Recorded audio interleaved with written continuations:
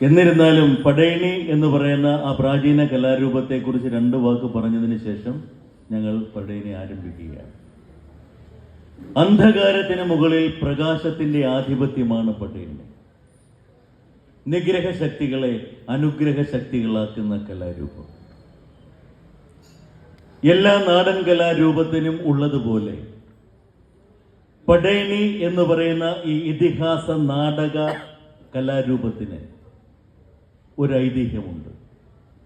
നാടൻ കലകൾക്കെല്ലാം ഉള്ള ഐതിഹ്യം പോലെ തന്നെ ഒരു ഐതിഹ്യം ഇതിനുമുണ്ട്. പണ്ട് ദാരുകാസുരൻ എന്ന് പറയുന്ന ഒരു കൊടിയ അസുരൻ നമ്മളെ അടക്കി ഭരിച്ചിരുന്നു എന്നും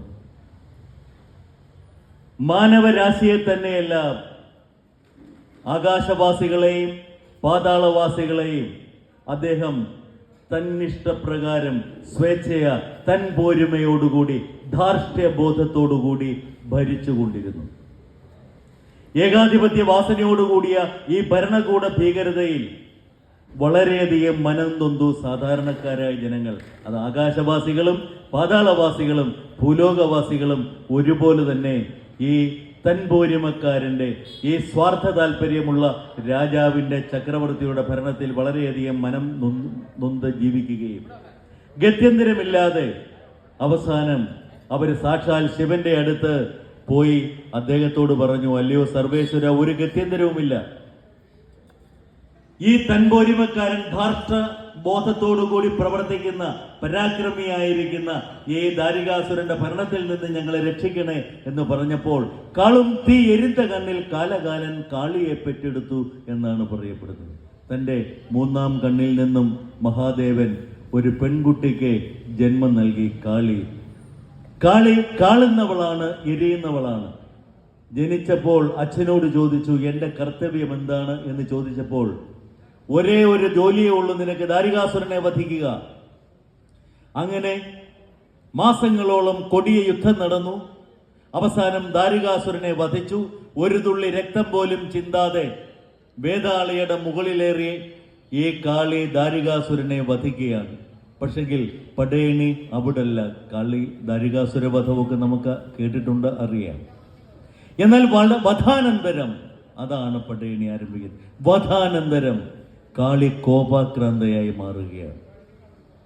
ആകാശം മുട്ടെ ശരീരമായി 64 കരങ്ങളോടുകൂടി ഈ ഭൂലോകം മുഴുവൻ തന്നെ ഇല്ലാതാക്കത്തക്ക രീതിയിൽ അത്രമാത്രം ഗർവിഷ്ഠയായി ദാരികാസുര വധാനന്തരം ഈ കോപാക്രാന്തയായ കാളി.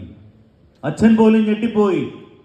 പടപേടിച്ച് പന്തളത്തിൽ ചെന്നപ്പോൾ പന്തം കൊളുത്തിപ്പട എന്ന് പറഞ്ഞ പോലെ തന്നെ ഇവരെ സൃഷ്ടിച്ചത് ദാരികാസുരനെ വധിക്കാനാണെങ്കിൽ വധാനന്തരം ഇവര് കോപാക്രാന്തിയായി മാറിയിരിക്കുന്നു.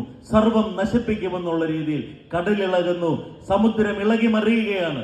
അതേപോലെ തന്നെ ആകാശത്തിൽ കൊടുങ്കാറ്റ് ഭീഷണി മുഴക്കിക്കൊണ്ടിരിക്കുന്നു, അഗ്നി പ്രവാഹം നടന്നുകൊണ്ടിരിക്കുന്നു. എല്ലാം തന്നെ നശിക്കും എന്നുള്ള ഒരു അവസ്ഥ എത്തിയപ്പോൾ ശിവനും ശിവഭൂതഗണങ്ങളും കൂടി ആലോചിച്ച് പെട്ടെന്ന് തന്നെ ഒരു തീരുമാനമെടുത്തു, എന്തെങ്കിലും ഇതിന് പരിഹാരം കണ്ടെത്തിയല്ലേ പറ്റൂ. അങ്ങനെ ശിവഭൂതഗണങ്ങളും ശിവന്റെ നിർദ്ദേശപ്രകാരം, അദ്ദേഹത്തിന്റെ മകനായിരിക്കുന്ന വേലായുധ സ്വാമിയുടെ നിർദ്ദേശപ്രകാരം എല്ലാ ശിവഭൂതഗണങ്ങള്, ആയിരക്കണക്കിന് ശിവഭൂതഗണങ്ങള് വേഷപ്രസന്നരായിട്ട് നാദവാദ്യ ഘോഷത്തോടുകൂടി ഈ ലോകം മുഴുവൻ നശിപ്പിക്കാൻ തക്ക ശേഷിയോടുകൂടി നിൽക്കുന്ന അമ്മയുടെ മുമ്പിൽ തുള്ളിക്കളിച്ചു. ഇത് കണ്ട് ആ ഭീകരരൂപിയായിരുന്ന കാളി സാന്ത്വനചിത്തയായി ചിരിച്ചുപോയി എന്നാണ് പറയപ്പെടുന്നത്. ഈ ശിവഭൂതഗണങ്ങളുടെ ചാട്ടവും മറിച്ചിലും പാട്ടും വേഷപ്രസന്നരായിട്ടുള്ള നൃത്തങ്ങളും ഒക്കെ കണ്ട് ഈ ഭീകരരൂപിയായ കാളി അമ്മ, കാളുന്നവൾ, എരിയുന്നവൾ, അവരെ ശാന്തസ്വരൂപിണിയായി മാറി എന്നാണ് പറയുന്നത്. ഇവിടെ അന്ധകാരത്തിന്റെ പ്രതീകമാണ് ദാരികാസുരനെങ്കിൽ കാളി പ്രകാശത്തിന്റെ പ്രതീകമാണ്. അതുകൊണ്ട് തന്നെ പടയണി എന്ന് പറഞ്ഞാൽ അന്ധകാരത്തിന് മുകളിൽ പ്രകാശത്തിന്റെ ആധിപത്യമാണ്. പടയണിയുടെ ആരംഭം കുറിച്ചുകൊണ്ട് തപ്പുമേളം ആരംഭിക്കുകയാണ്. നമുക്കറിയാം, ഈ കഥകളിക്ക് മുമ്പ് നമ്മൾ കേളികൊട്ട് നടത്തുന്നുണ്ട്. കേളികൊട്ട് നമുക്കറിയാം, കഥകളിക്ക് മുമ്പ് എന്ന് പറഞ്ഞ പോലെ തന്നെ കഥകളിക്ക് നൂറ്റാണ്ടുകൾക്ക് മുമ്പ് ഉണ്ടായ ഈ പടയണി തുടങ്ങുന്നതിന് മുമ്പ് അതിൻ്റെ നാദവിശേഷമായ തപ്പ് എന്ന് പറയുന്ന വാദ്യം, ആ തപ്പ് എന്ന് പറയുന്ന വാദ്യം പടയണി കരകളിൽ മാത്രമേ കാണത്തുള്ളൂ. ചുരുക്കം ചില മ്യൂസിയങ്ങളിലും കാണുന്നുണ്ട്. ഈ പ്രാചീന വാദ്യം അവതരിപ്പിച്ചുകൊണ്ട് നാദസ്വരൂപിണിയായ അമ്മയെ, വളഞ്ഞമ്പലം അമ്മയെ ഈ കളത്തിലേക്ക് ആനയിക്കുന്നതിന് വേണ്ടി തപ്പുമേളം ആരംഭിക്കുന്നു. തപ്പുമേളം കഴിഞ്ഞാലുടൻ പടയണി തുടങ്ങുകയാണ് തപ്പുമേളം.